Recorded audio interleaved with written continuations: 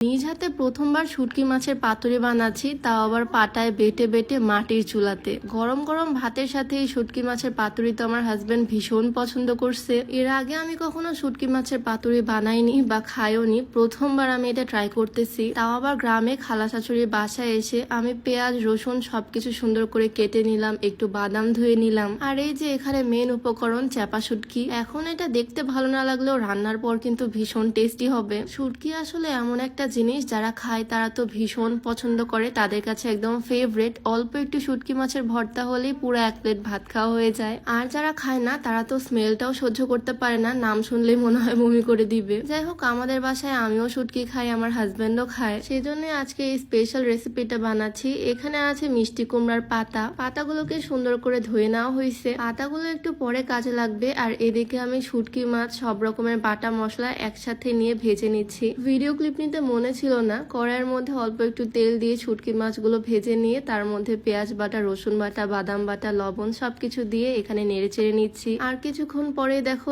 এটা একদম রেডি। শুটকি মাছের দারুণ একটা গন্ধ আসতেছে। আর এখন আমি বসে বসে এক এক করে এই পাতুরিগুলো বানিয়ে নিচ্ছি। এই মিষ্টি কুমড়ার পাতার মধ্যে অল্প একটু শুটকি মাছের ভর্তাটা নিয়ে নিলাম, আর তারপরে সুন্দর করে মুড়িয়ে মুড়িয়ে ফোল্ড করে নিচ্ছি। এই রেসিপিটা আমি আজকে ফার্স্ট টাইম ট্রাই করতেছি, এর আগে আমি কখনো এটা বানাইনি। সুন্দর করে ফোল্ড করে করে কড়াইয়ের উপরে রেখে দিচ্ছি এভাবে। আমার খালা শাশুড়ির বাসায় আসছে, উনারই রেসিপি এটা। আমাকে সবকিছু শিখিয়ে দিছে কিভাবে কি করতে হবে, আর সেভাবে আমি আস্তে আস্তে বানাচ্ছি। আমি এখানে সেম প্রসেসে একের পর এক শুটকি মাছের পাতুরিগুলো বানিয়ে বানিয়ে কড়াইয়ের মধ্যে রাখতেছি। আর আজকে আমাকে দেখতে কেমন লাগতেছে বলতো? একদম রঙিন 3 পিস পরে মাথায় এক হাত ঘোমটা দিয়ে বসে বসে রান্নাঘরে কাজ করতেছি। আমাকে তো একদম পারফেক্ট নতুন বউয়ের মতো লাগতেছে, তাই না? যাই হোক, শুটকি মাছ কার কার পছন্দ আমাকে কিন্তু অবশ্যই কমেন্টে জানিও। তো এক এক করে এখানে সবগুলো বানানো শেষ করে আমি চুলার উপরে তুলে দিলাম কড়াইটা। মাটির চুলায় রান্না করতে কিন্তু আমার বেশ ভালো লাগে। কড়াইয়ের চারিপাশ দিয়ে আমি অল্প করে তেল ছড়িয়ে দিলাম। এবার জাস্ট এগুলোকে সুন্দর মতো ভেজে নিতে হবে,